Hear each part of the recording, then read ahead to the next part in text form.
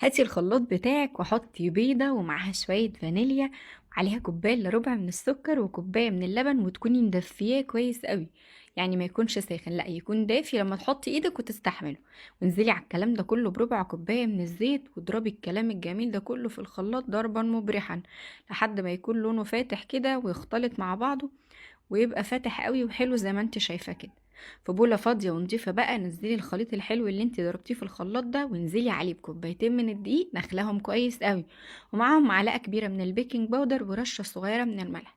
قلبي الكلام ده كله كويس قوي بالمضرب، وما تنسيش في الخطوه دي تولعي الفرن وتسخنيه على درجه حراره 180 او على حراره متوسطه لو ما عندكيش درجه حراره، لحد ما تاخدي خليط ناعم كده وكريمي، يعمل معاكي حاجه كلنا كنا بنشتريها بدل المره كتير قوي واحنا صغيرين. هننزل كمية الخليط، هنخلي معلقتين كبار على جنب، وفي صاج مقاس 30 في 40، يعني اكبر صاج عندكم استعملوا. احنا عايزين طبقة رفيعة خالص، مش عايزينها تكون عالية ولا حاجة، احنا يدوب عايزين ارتفاعها يكون بسيط. فهنوزعها كويس كده لحد ما تملى الصاج بتاعنا.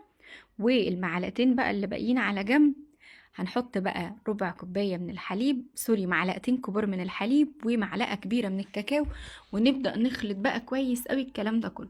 بعد ما يتخلط ويبقى ناعم حطوه في كيس عشان تسهلوا على نفسكم، وابدأوا كده في الصاج اعملوا خطوط بالعرض، وبعدين اتأكدوا انها واصلة لكل الاماكن. وبعد كده هتخلة بقى طويلة، وخدوا شكل الزجزاج اللي حلو بقى اللي احنا متعودين عليه من ايام الطفولة. عرفتوا بقى احنا بنعمل ايه؟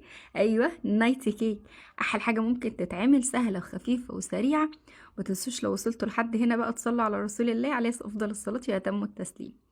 بدأت بقى كده ان انا بسكينة افصل الجوانب بتاعتي، وقلبتها كده، احط ورقة زبدة علشان تسهل معاكم ان انتوا تقلبوه. اللهم بارك، هي متماسكة وحلوة قوي، مش هتكسر منكم ولا اي حاجة. تعالوا بقى كده من الوسط هنبدأ ان احنا نقسمها كده من النص نصين زي ما انتوا شايفين، وبعدين هناخد اول نص وهنحط له حشو. انا هنا استعملت مربى توت، انتوا تقدروا تحطوا مربى فراولة، مربى تين، اي نوع من المربى، ولكن التوت والفراولة بيخلوا الطعم تحفة واحلى مليون بمراحل من اللي بنشتريه من بره. وزعتها بقى كده كويس قوي، وبعدين هنمسك الطبقة التانية اللي احنا عملناها وهنقلبها فوقيها كده زي ما انتوا شايفين. ابدأوا بقى ان انتوا قطعوها كده بالسكينة،